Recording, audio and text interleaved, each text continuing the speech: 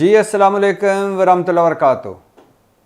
आज जब इमरान खान को बताया गया कि बुशरा बीबी रिहा हो गई हैं तो इमरान खान के चेहरे पर इत्मीनान की झलक नज़र आई और वो खुश हुए। लेकिन जब इमरान खान को बताया गया कि उनकी बहनें अभी तक जेल में हैं और उनकी ज़मानतें नहीं हुई तो उन्होंने दुख का इजहार किया, वो दुखी हुए। और फिर जब इमरान खान को बताया गया कि 26वीं आईनी तरमीम मंजूर हो गई है और जब बताया गया कि ये आईनी तरमीम किन मरहलों से गुज़र कर मंजूर हुई है तो इमरान खान ने जहां मौलाना फजल रहमान के किरदार पर तहफ़्फ़ुज़ात का इजहार किया, वहाँ तशवीश का इजहार भी किया कि ये मुल्क को तमाशा बना रहे हैं। इस तरह तो मार्शल लॉ के दौर में भी नहीं होता। और इमरान खान को 20 दिनों के बाद आज वर्जिश करने वाली मशीन वापस मिली है। इमरान खान की 5 दिन सेल की बिजली बंद रखी गई और अभी तक इमरान खान को ना अखबार की सहूलत है ना टीवी की सहूलत मुयस्सर है। ये सारी बातें बाहर आकर बताई इमरान खान की 3 रुकनी वकला की टीम ने, और वकला में शामिल थे सलमान अकरम राजा, शुएब शहीन और फैसल चौधरी। लेकिन जो दिलचस्प बात है और जो बताने वाली बात है वो ये है कि ये वकला इमरान खान से मिल कैसे पाए। इमरान खान की मुलाकातों पर तो पाबंदी थी और बताया जा रहा था कि अभी 26 या 28 अक्टूबर तक इमरान खान को कोई नहीं मिल सकता। तो फिर ये वकला कैसे पहुंच गया अडयाला जेल में और कैसे मिल लिया इन्होंने इमरान खान से, यही मैं आज आपको बताऊंगा। एक समात का दिलचस्प अहवाल आपके सामने रखूंगा जो इस्लामाबाद हाई कोर्ट में हुई और जिसके बाद ये वकला पहुंचे अडयाला जेल। इस पर बात करेंगे और इस पर भी बात करनी है कि बिलावल भुट्टो जरदारी ने एक इंटरव्यू दिया है और बिलावल भुट्टो जरदारी ने इस इंटरव्यू में कहा है कि काजी फाइज ईसा के बिना 26वीं आईनी तरमीम मंजूर कराना नामुमकिन था। काजी के बिना तरमीम नामुमकिन थी। ये कौन कह रहा है? बिलावल भुट्टो। बिलावल भुट्टो कौन है? जो इस आईनी तरमीम को लीड कर रहे थे। वो क्या कह रहे हैं? काजी फाइज ईसा के बिना ये तरमीम नामुमकिन थी। अब आपको इसमें किसी तबसरे या तज्जिए की कोई ज़रूरत रह गई है? काजी फाइज ईसा और बिलावल के गठजोड़ की कोई कहानी बाकी बची है इस फिक्रे के बाद? इस पर बात करते हैं। लेकिन सबसे पहले बात इस पे करते हैं कि आज इमरान खान से उनके वकला मिले और वकला भी बड़े दिलचस्प अंदाज में मिले। हुआ यूँ कि इमरान खान से मुलाकातों पर पाबंदी थी। इंतज़ार पंचोता ने एक दरख्वास्त डाली हुई थी इस्लामाबाद हाई कोर्ट में कि इमरान खान से मुलाकातों पर पाबंदी लगा दी गई है और चूंकि हम इस्लामाबाद हाई कोर्ट की इजाज़त से इमरान खान से मिलते थे तो ये पाबंदी तौहीन अदालत है। उसके बाद अचानक इंतज़ार पंचोता साहब गुम हो जाते हैं, लापता हो जाते हैं और वो अभी तक लापता हैं। अभी तक इस्लामाबाद की पुलिस और हमारे मुल्क की एजेंसियां उनको नहीं ढूंढ पाई।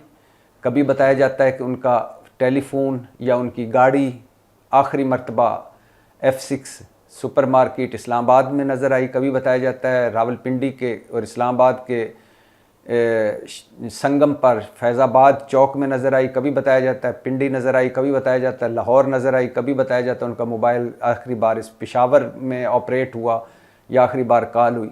अभी तक कुछ पता नहीं चला। अल्लाह करे वो खैर वाफियत से वापस आ जाएं। खैर वो लापता हुए तो फिर इमरान खान की बहन नौरीन खान ने दरख्वास्त दी इस्लामाबाद हाई कोर्ट में कि इमरान खान की मुलाकातों पर पाबंदी है और हमें तशवीश है कि उनकी सेहत के बारे में, और बताया जा रहा है कि उनको खाना भी नहीं प्रॉपर दिया जा रहा, उनकी सेहत भी ख़राब है और उनके साथ मिसबिहेव हुआ है। तशवीशनाक ख़बरें आ रही हैं, मुलाकात की इजाज़त दी जाए।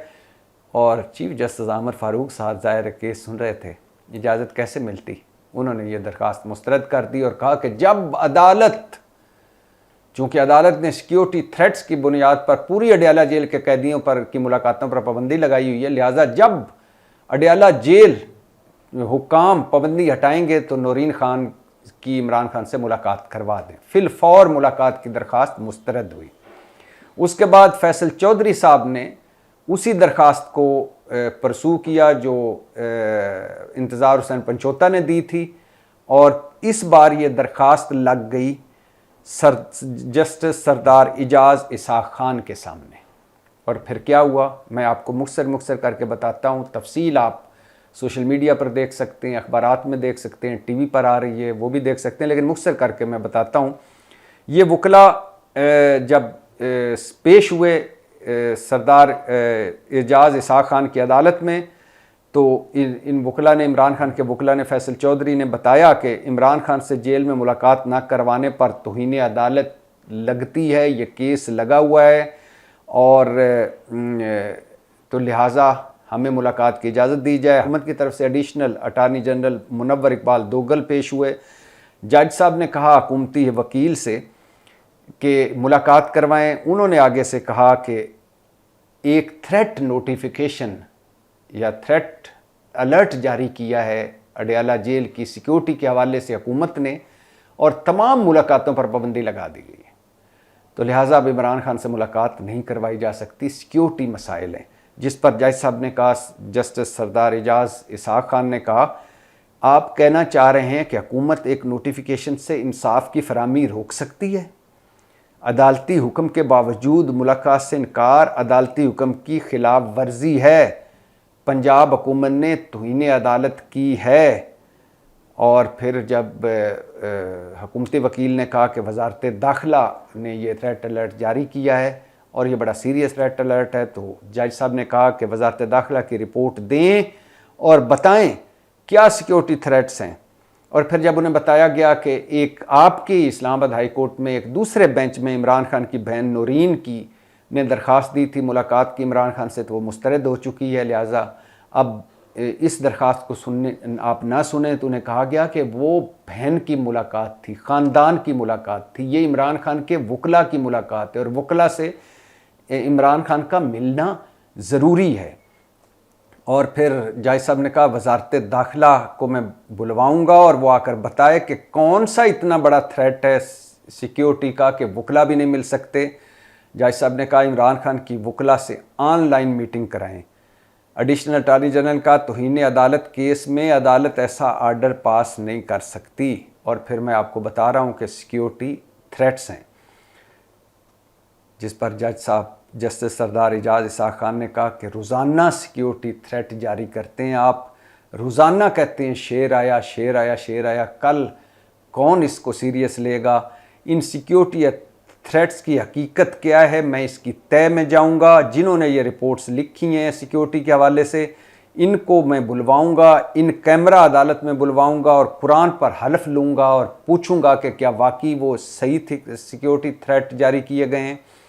और फिर एडिशनल जज साहब बोले, जब एडिशनल अटारनी जनरल ने कहा कि तौहीन अदालत केस में अदालत ऐसा आर्डर नहीं जारी कर सकती कि किसी कैदी का ऑनलाइन मीटिंग करवाई जाए, तो जज साहब बोले आप कह रहे हैं कि अदालत इतनी बेबस है कि तौहीन अदालत में सज़ा दे सकती मगर जारी केस जो जारी हो तौहीन उस पर कार्रवाई नहीं कर सकती। अगर ये बात हो तो अडयाला जेल सुप्रीडेंट से उन्होंने मुखातब किया जो उसी वक्त अदालत में बैठे, उन्होंने उनको कहा कि आप सिक्योरिटी इंतजामात करें और इमरान खान को अदालत लाएं और इनकी वकला से मुलाकात कराएं मेरी अदालत में लाकर। अगर नहीं लाएंगे तो वजह बताएंगे, जिस सिक्योरिटी थ्रेट की वजह से नहीं लाएं इस पर अदालत को मुतमईन करेंगे।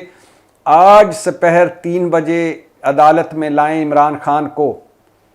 इस पर समाअत मुलतवी की और फिर भगदड़ मच गई। हुकूमती वकला ने और हुकूमती वजारत दाखिला हुकाम, अडयाला जेल हुकाम सारों ने सर जोड़े और फिर सारे इमरान खान के वकला के पास पहुँचे और इन्हें राज़ी किया कि आप जेल जाकर इमरान खान से मिल रहे हैं, इधर ना बुलवाएं क्योंकि इधर हमें लाने में सिक्योरिटी मसाइल हैं।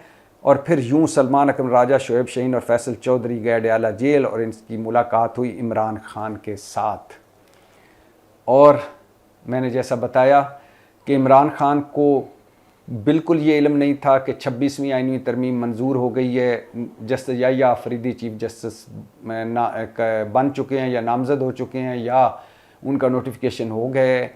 ना इमरान खान को बुशरा बीबी की रिहाई का मालूम था, ना इंतज़ार हुसैन पंचोता की गुमशुदगी का इल्म था। जब सब कुछ इमरान खान को बताया गया तो वो सब सुनकर बोले ये पूरी दुनिया में, ये हुकूमत पूरी दुनिया में अपना तमाशा खुद बना रही है। मार्शल लॉ दौर में भी ऐसा जुल्म नहीं होता। मेरी बहनों को उठा लिया गया, ज़मानतें भी नहीं हो रही। और इमरान खान ने कहा कि ये हुकूमत ऐसी बदकिस्मत है कि इनके अपने पैसे बाहर पड़े हुए हैं और ये दुनिया को कह रहे हैं कि यह सरमायाकारी करें। और ये भी बताता चलूँ यहाँ कि इस्लामाबाद हाई कोर्ट में ही एक और केस लगा हुआ था इमरान खान के मेडिकल चेकअप के हवाले से, और जो सुन रहे थे जस्टिस गुल हसन औरंगज़ेब। और जस्टिस गुल हसन औरंगज़ेब ने सख्ती से आर्डर दिया है आज कि इमरान खान के चेकअप के लिए मेडिकल बोर्ड बनाया जाए। और इमरान खान 72 साल उनकी उम्र है, साबिक वज़ीर आज़म हैं, अंडर ट्रायल कैदी हैं। हम जेल के डॉक्टरों पर यकीन नहीं कर सकते। मेडिकल बोर्ड तश्कील दिया जाए। Pakistan institute of medical sciences मतलब पिम्स जो सरकारी अस्पताल है इस्लामाबाद का, उसके एग्जीक्यूटिव डायरेक्टर मेडिकल बोर्ड बनाएं। इमरान खान के ज़ाती मौलवी डॉक्टर फैसल सुल्तान को भी उस बोर्ड में शामिल करें और मेडिकल चेकअप करें, और फिर एक चेकअप की रिपोर्ट मेरी अदालत में भी रजिस्ट्रार या असिस्टेंट रजिस्ट्रार को जमा करवाएं। अब मेडिकल बोर्ड भी बनने जा रहा है इमरान खान का। और ये भी बताता चलूँ कि इस्लामाबाद हाई कोर्ट में एक और दरख्वास्त थी, और वो थी इमरान खान की बहन नौरीन खान की। इमरान खान से मुलाकात की, जो उन्होंने दोबारा दरख्वास्त दी थी। अब अदालत ने कहा है कि 26 अक्टूबर को नौरीन खान, इमरान खान की बहन की, इमरान खान से मुलाकात कराई जाए। तो आज ऊपर तले इमरान खान को 3-4 रिलीफ मिले हैं। बुशरा बीबी रिहा हुई। इमरान खान के मेडिकल चेकअप के लिए मेडिकल बोर्ड बन रहा है। इमरान खान की मुकला से मुलाकात हो गई है। इमरान खान की बहन की 26 अक्टूबर को मुलाकात होने जा रही है। और यूं लग रहा है कि 26वीं आईनी तरमीम के बाद और जस्टिस याहिया अफरीदी के चीफ जस्टिस बनने के बाद जजों का मूड बदल गया है। या तो ये गम और गुस्सा, मुझे ऐसा लगता है, मेरी राय है, गलत भी हो सकती है, या तो गम और गुस्सा है जजेस में कि जिस तरह 26वीं आईनी तरमीम लाई गई है, जिस तरह हुकूमत अब अदलिया के ऊपर बैठ गई है, वो बैकग्राउंड में गुस्सा है, या वो दुख है, या वो तकलीफ़ है, या ये भी है कि चीफ जस्टिस बनने के बाद जब बना दिया हुकूमत ने तो अब जजेस का मूड बदल रहा है। जजेस अब बुला रहे हैं, सख्ती आ गई है उनके लबो लहजे में, और जजेस पूछ रहे हैं कि हुकूमत क्यों झूठ बोलती है, और अगर झूठ बोलोगे तो हम आपको तौहीन अदालत आप पर लगाएंगे। लिहाजा इमरान खान के लिए आज अच्छा दिन था। और इसके साथ साथ बताता हूँ, जहाँ इमरान खान के लिए अच्छा दिन था, जहाँ इमरान खान मौलाना साहब के किरदार पर तहफ़्फ़ुज़ात का इज़हार कर रहे थे, मतलब 26वीं आईनी तरमीम के हवाले से तहफ़्फ़ुज़ात का इज़हार कर रहे थे, तशवीश का इज़हार कर रहे थे, वहीं बिलावल भुट्टो एक गैर मुल्की नशरियाती इदारे को इंटरव्यू देते हुए उन्होंने एक बड़ा खूबसूरत जुमला कहा है। बिलावल भुट्टो ने और बड़ी ढेर सारी बातें की हैं कि ये मिसाक जमहूरियत था नवाज शरीफ और बेनज़ीर भुट्टो का, उसकी शिक थी कि आईनी अदालत बनाएं। कायद-ए-आज़म आईनी अदालत बनाना चाहते थे, लिहाजा हमने एक आईनी अदालत बनाकर इस मुल्क कौम पर बड़ा एहसान किया है, कमाल कर दिया है, और मेरे पास नंबर गेम्स पूरे थे। अगर मौलाना साहब साथ ना भी मिलते तो हमने ये मंजूर करवा लेनी थी, और लेकिन हम चाहते थे कि सारों के इत्तफाक़ राय से मंजूर करवाएं। मतलब लोटे हमारे पास काफ़ी कुछ थे और हम लोटों की मदद से करवा लेते। बिलावल भुट्टो ने इस पर कोई बात नहीं की कि लोटे किस तरह लाए गए, लोटों ने क्या कहा, लोटों का क्या किरदार था, लेकिन वो इसे जमहूरियत की फ़तह करार दे रहे थे। और इस सारे इंटरव्यू में बिलावल भुट्टो ने खूबसूरत जुमला बोला कि काजी के बिना तरमीम नामुमकिन थी। काजी मतलब काजी फ़ाइज़ ईसा।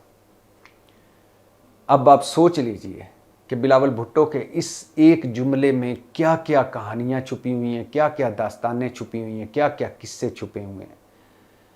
और मैं अब इस पे ये राय ना दूं कि काजी फ़ाइज़ ईसा और हुकूमत का कोई गठजोड़ था या नहीं था।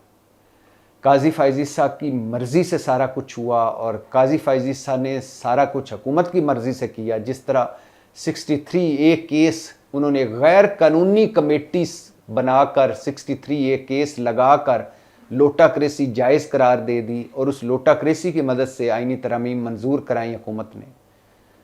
और बिलावल भुट्टो उनका शुक्रिया एक तरह से अदा कर रहे थे कि काजी फ़ायज़ ईसा ना होते तो 26वीं आईनी तरमीम मंजूर ना होती। क्या कहा जाए अब इस, लेकिन अल्लाह का लाख लाख शुक्र है कि कल पाकिस्तान की 77 साल तारीख़ के मुतनाज़ तरीन और जानबदार तरीन जज काजी फ़ायज़ ईसा से जान छूटने वाली है।